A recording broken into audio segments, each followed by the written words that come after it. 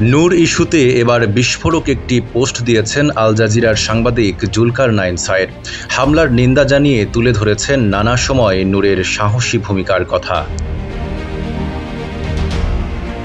রাজধানীর কাকরাইলে জাতীয় পার্টি ও গণ অধিকার পরিষদের নেতাকর্মীদের মধ্যে সংঘর্ষের ঘটনায় গুরুতর আহত হয়েছেন গণ অধিকার পরিষদের সভাপতি নুরুল হক নূর। জ্ঞান ফিরলেও বর্তমানে আইসিইউতে চিকিৎসাধীন তিনি। এই ঘটনায় নিন্দা জানিয়ে ২৯ আগস্ট ফেসবুকে নিজের ভেরিফাইড পেজে দেওয়া এক পোস্টে জুলকারনাইন সায়েদ লিখেছেন, ২০১৮ পরবর্তী সময়ে বাংলাদেশের রাজনীতিতে একজন সুপরিচিত মুখ নুরুল হক নূর। ২০১৮ থেকে আজ পর্যন্ত কমপক্ষে হলেও ১৪ বার সরাসরি হামলার শিকার হয়েছেন এই রাজনীতিবিদ।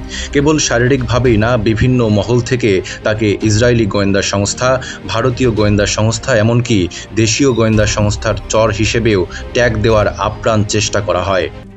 RICL TMX, যুগের পর যুগ স্থাপনা থাকে মজবুত। কিন্তু এত কিছুর পরও নূর কখনোই দমে যাননি, বরং প্রতিবার আঘাতের পর আরও সাহসী ভূমিকায় ফিরে এসেছেন।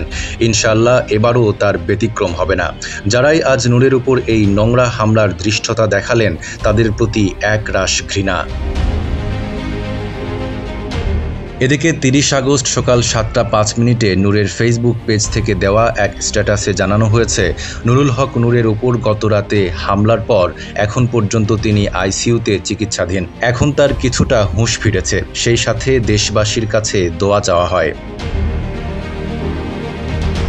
২৯ আগস্ট রাতে রাজধানীর কাকরাইলে জাতীয় পার্টির কার্যালয়ের সামনে গণ অধিকার পরিষদের নেতাকর্মীদের সঙ্গে আইনশৃঙ্খলা বাহিনীর ধাওয়া পাল্টা ধাওয়ার সময় তারা আইনশৃঙ্খলা বাহিনীকে লক্ষ্য করে ইট পাটকেল ছোড়ে। এক পর্যায়ে আইনশৃঙ্খলা বাহিনী ধাওয়া দিলে তারা আল রাজি টাওয়ারের সামনে চলে আসে। এ সময় সেখানে সংবাদ সম্মেলনের প্রস্তুতি নিচ্ছিলেন নুরুল হক নূর সহ দলটির শীর্ষ নেতারা।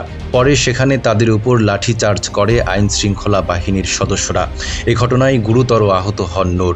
রক্তাক্ত অবস্থায় সেখান থেকে তাকে উদ্ধার করে হাসপাতালে নেয় দলীয় নেতাকর্মীরা।